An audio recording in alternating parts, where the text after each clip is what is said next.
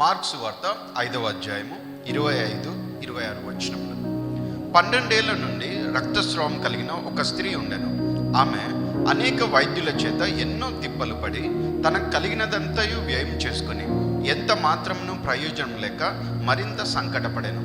మరి ఒక స్త్రీ ఉన్నది, 12 ఏళ్ల నుంచి అనారోగ్యంతో ఉన్నది. తనకు కలిగినది సమస్తమును కూడా ఆమె కోల్పోయినది. మరి ఏ వైపు చూసినా ఆమె పరిస్థితి చాలా దయనీయంగా, బాధాకరంగా ఉన్నది. కానీ అటువంటి పరిస్థితిలో ఆమె జీవితంలో ఒక గొప్ప మార్పు జరిగినది. ఏంటంటే ఆమె యేసును గూర్చి విని, నీవు ఎలాంటి పరిస్థితిలో ఉన్నావో నాకైతే తెలియదు, కానీ ఈ దినంన యేసయ్య గురించి వింటుండగా మరి నీ జీవితంలో నువ్వు